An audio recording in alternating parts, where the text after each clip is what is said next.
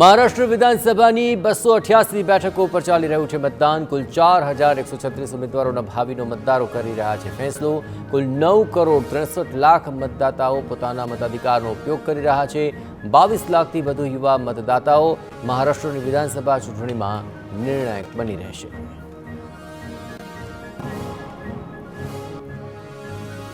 તો ઝારખંડમાં બીજા તબક્કાની 38 બેઠકો ઉપર મતદાન। છેલ્લા તબક્કાની બેઠકો ઉપર ઝારખંડના સીએમ હેમંત સોરેન અને બાબુલાલ મરાંડી સહિત કુલ 528 ઉમેદવારો મેદાને। મતદાન કેન્દ્રો પર મતદારોની લાંબી કતાર। તો મહારાષ્ટ્ર અને ઝારખંડની સાથે 5 રાજ્યોમાં પેટા ચૂંટણી માટે મતદાન, જેમાં 15 વિધાનસભા બેઠકો અને 1 લોકસભા બેઠક પર પેટા ચૂંટણી માટે મતદાન થઈ રહ્યું છે। પીએમ મોદીએ મતદારોને મતદાન કરવા અપીલ કરી। મહારાષ્ટ્રમાં 1 વાગ્યા સુધીમાં 32% મતદાન થયું, તો ઝારખંડમાં 1 વાગ્યા સુધીમાં 37% મતદાન નોંધાયું। મહારાષ્ટ્રમાં વિધાનસભાની 288 બેઠકો, જ્યારે કે ઝારખંડમાં બીજા તબક્કાની 38 બેઠકો માટે મતદાન થઈ રહ્યું છે।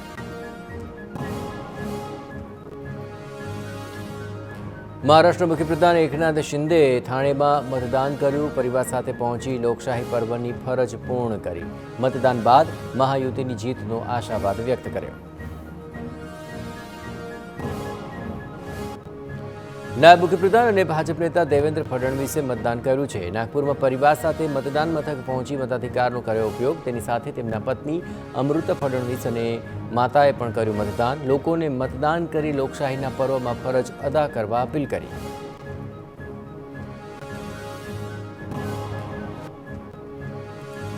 નાગપુરમાં આરએસએસના વડા મોહન ભાગવતે કર્યું મતદાન। મતદાન કેન્દ્ર પહોંચી મતાધિકારનો ઉપયોગ કર્યો। મતદાન બાદ મોહન ભાગવતે કહ્યું કે લોકતંત્રમાં મતદાન એ નાગરિકોનું કર્તવ્ય છે।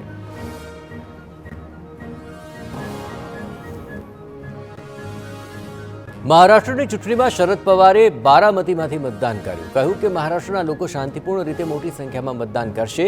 23 નવેમ્બર બાદ દેશની સામે આવી જશે કે રાજ્યમાં સરકાર બનાવવાની જવાબદારી કોને સોંપાશે। સુપ્રિયા સુલે પર લાગેલા આરોપો મુદ્દે શરદ પવારે ભાજપ પર વળતો પ્રહાર કર્યો હતો।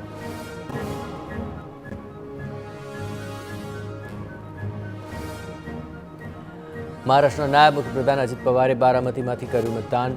અહીં મતદાન બાદ જીતની આશા વ્યક્ત કરતા કહ્યું કે આ વખતે મહાયુતિની સરકાર બનશે। વિવાદો મુદ્દે પણ અજીત પવારે આપ્યું નિવેદન કે તપાસ બાદ બધું જ સ્પષ્ટ થઈ જશે। મહારાષ્ટ્ર નવનિર્માણ સેનાના પ્રમુખ રાજ ઠાકરેએ મતદાન કર્યું। પરિવાર સાથે પહોંચી મતાધિકારનો ઉપયોગ કર્યો અને મહારાષ્ટ્રવાસીઓને મતાધિકારની ફરજ અચૂક નિભાવવા અપીલ કરી। એનસીપી એસસીપી નેતા સુપ્રિયા સુલે પરિવાર સાથે પહોંચીને મતદાન કર્યું હતું। રિમાન્ડ હોમ પોલિંગ બૂથ પર મતદાન બાદ બિટકોઇન વિવાદ પર કરી સ્પષ્ટતા। કહ્યું કે મીડિયામાં ચાલી રહેલી ઓડિયો ક્લિપમાં તેમનો અવાજ નથી। સાયબર ક્રાઇમમાં ફરિયાદ નોંધાવી છે। ભાજપના પ્રવક્તા સુધાંશુ ત્રિવેદી વિરુદ્ધ માનહાનિની નોટિસ આપ્યાનું પણ જણાવ્યું।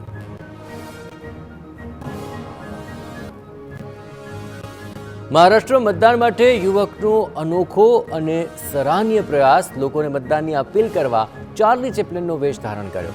મતદાન મથક બહાર લોકોને કિંમતી મત આપી લોકશાહી પર્વની ઉજવણીમાં સહભાગી થવા આ રીતે અનોખી અપીલ કરી। લોકોએ પણ યુવકના આ અનોખા અંદાજની સરાહના કરી।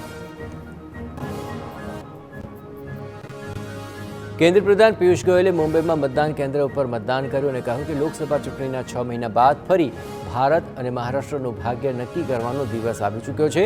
ચૂંટણીમાં 60%થી વધુ મતદાન થવાની તેમણે આશા વ્યક્ત કરી। લોકોને વધુમાં વધુ મતદાન કરવા અપીલ કરી હતી। મુંબઈમાં પૂર્વ ક્રિકેટર સચિન તેંડુલકરે સહપરિવાર મતદાન કર્યું હતું। પત્ની અંજલિ અને પુત્રી સારા સાથે મતદાન કેન્દ્ર પર પહોંચ્યા હતા। લોકશાહી પર્વમાં સહભાગી થઈને લોકોને પણ મતદાનની ફરજ નિભાવવા અપીલ કરી।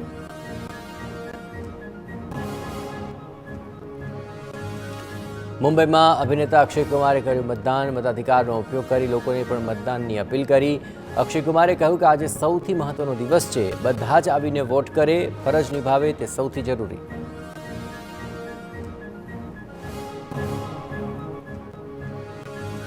મુંબઈમાં અભિનેતા કાર્તિક આર્યને કર્યું મતદાન। લોકોને પણ લોકશાહી પર્વમાં સહભાગી થવા અપીલ કરી। મતદાન કેન્દ્ર બહાર અભિનેતા કાર્તિક આર્યન સાથે ફોટો પડાવતા લોકો જોવા મળ્યા.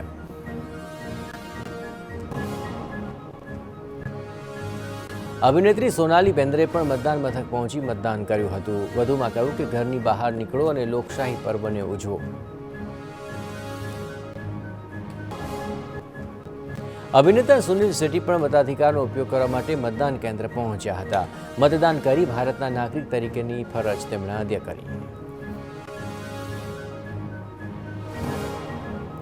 મુંબઈમાં અભિનેત્રી રકુલ પ્રીત સિંહે મતદાન કર્યું હતું. પતિ જેકી ભગવાનની સાથે મતદાન કર્યા બાદ લોકોને પણ વોટ કરવા અપીલ કરી. સુપ્રસિદ્ધ ગીતકાર અને કવિ ગુલઝાર સાહેબે પણ પોતાનો મત આપ્યો.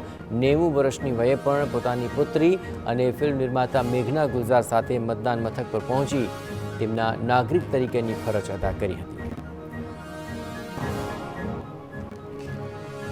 અભિનેતા રિતેશ દેશમુખે પણ મતાધિકારનો કર્યો ઉપયોગ. રિતેશ દેશમુખની સાથે તેમની પત્ની જેનેલિયા દેશમુખે પણ મતદાન કર્યું હતું. મતદાન કેન્દ્ર પર મતદાન કરી બંને લોકશાહી પર્વમાં સહભાગી બન્યા.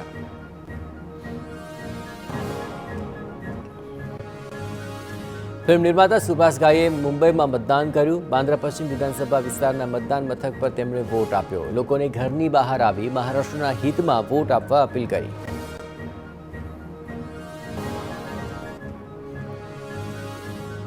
રાજકોટના ધોરાજીમાં ટેકાના ભાવે મગફળી ખરીદી કેન્દ્ર પર લોકોની કતારો. સરદાર પટેલ માર્કેટિંગ યાર્ડમાં નાફેડ દ્વારા ટેકાના ભાવે મગફળીની ખરીદી. ખુલ્લા બજારમાં પ્રતિમણના ભાવ 800 થી 1000 રૂપિયા ખેડૂતોને મળી રહ્યા છે. ટેકાના ભાવમાં ખેડૂતોને પ્રતિમણના ભાવ પર 1356 રૂપિયા મળે છે. આ વખતે કુલ 5600 ખેડૂતોએ ટેકાના ભાવમાં મગફળી વેચવા રજીસ્ટ્રેશન કરાવ્યું છે. દરરોજ 50 જેટલા ખેડૂતો મગફળી લઈને વેચવા આવે છે. રાજ્યના અનેક શહેરોમાં ઠંડીનો ચમકારો અનુભવાયો. 11 થી વધુ શહેરોનું લઘુત્તમ તાપમાન 19 ડિગ્રીને પાર રહ્યું. જ્યાં ગાંધીનગરમાં શિયાળાની સિઝનમાં પ્રથમવાર લઘુત્તમ તાપમાન 15 ડિગ્રી નોંધાયું છે, જ્યારે કે અમદાવાદમાં લઘુત્તમ તાપમાન સામાન્ય કરતાં 3 ડિગ્રી વધુ નોંધાયું. જમ્મુ કાશ્મીરમાં હિમવર્ષાની સાથે ઠંડીનું વધ્યું પ્રમાણ. તાપમાનનો પારો અચાનક ગગડતા શ્રીનગરમાં કાતિલ ઠંડીનો ચમકારો અનુભવાયો. શ્રીનગરમાં તાપમાન ગગડવાની સાથોસાથ તાપમાન માઇનસમાં પહોંચી ગયું છે, જ્યાં સિઝનની સૌથી ઠંડી વસ્તુ અનુભવાઈ. શ્રીનગરમાં ઠંડી વધવાની સાથે દાલ લેકનો સુંદર નજારો સામે આવ્યો છે. વહેલી સવારના સમયે દાલ લેક પર પાણી પર જાણે કે બરફની પાતળી પરત છવાયેલી જોવા મળી. ઘાટી વિસ્તારમાં હાડ થીજવતી ઠંડી પડી છે, તો દલ લેક આસપાસ પણ ઠંડીને કારણે સ્થાનિકોની અવરજવર ઘટી રહી છે.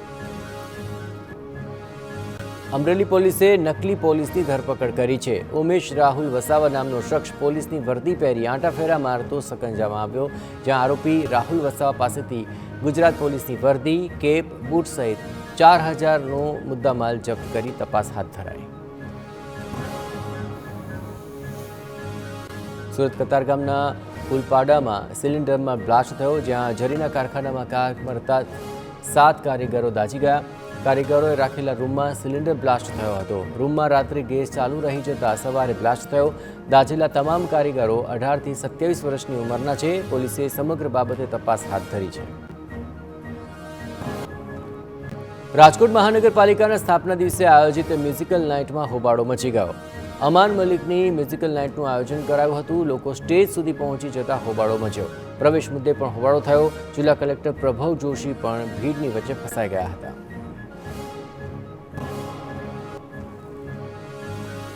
સુરેન્દ્રનગરમાં ઈ-કેવાયસી માટે વહેલી સવારથી લાંબી કતારો લાગી. જનસેવા કેન્દ્ર અને આધાર કાર્ડ કેન્દ્ર પર લોકોની લાંબી કતારો લાગી. આ સિસ્ટમમાં ખામીઓના પગલે ફરી પ્રજા કતારમાં ઊભા રહેવા માટે મજબૂર બન્યા. વારંવાર સર્વર ઠપ થઈ જતા સ્થાનિક લોકોને ભારે હાલાકીનો સામનો કરવો પડ્યો. વડોદરાના ડભોઈમાં ખાણીપીણીની લારીઓ વિરુદ્ધ પાલિકાની કાર્યવાહી. કાજીવાડા મસ્જિદ વિસ્તારમાંથી 10 લારીઓ પાલિકાએ જપ્ત કરી. ઘણા સમયથી અહીં લારીના ભાડા ન ભરાતા પાલિકાએ કાર્યવાહી કરી. જોકે પાલિકા કર્મચારીઓ અને લારી ધારકો સામસામે આવી જતા પોલીસ અધિકારીઓએ પહોંચીને મામલો થાળે પાડ્યો હતો.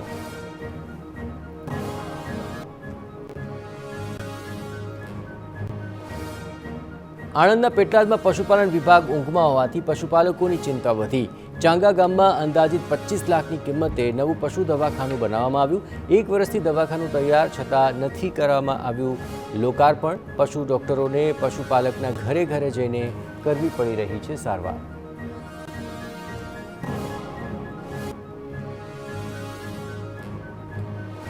રાજકોટ આરએમસીમાં સોલિડ વેસ્ટ વિભાગના ટેન્ડરને લઈને લેટર બોમ્બ.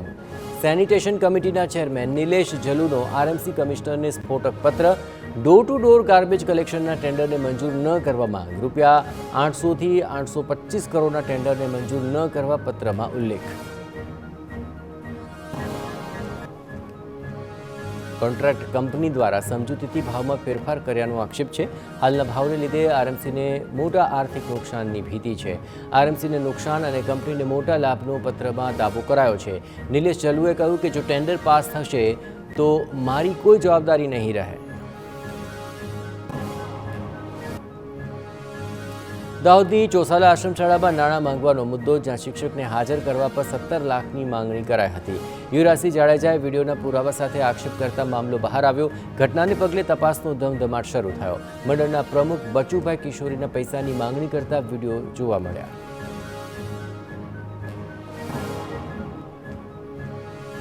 અમદાવાદ શહેરમાં ફરજ બજાવતા 13 પોલીસકર્મીની બદલી.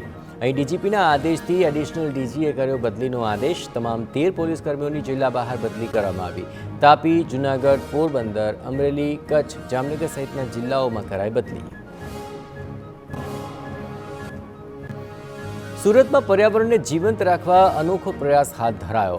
ઉધનામાં પહેલું અર્બન ફોરેસ્ટ વિકસિત કરાયું. અર્બન ફોરેસ્ટનું નામ શહીદ સ્મૃતિ વન રાખવામાં આવ્યું. 2019માં અર્બન ફોરેસ્ટની કામગીરી શરૂ કરાઈ હતી.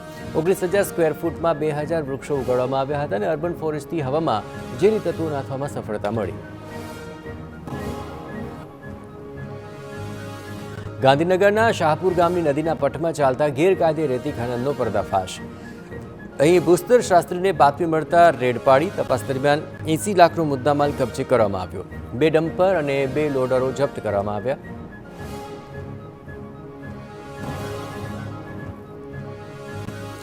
રાજકોટ ઉપલેટાની સિવિલ હોસ્પિટલ દર્દીઓથી ઉભરાય. શિયાળાની શરૂઆતમાં જ સિવિલ હોસ્પિટલમાં દર્દીઓની સંખ્યા વધી.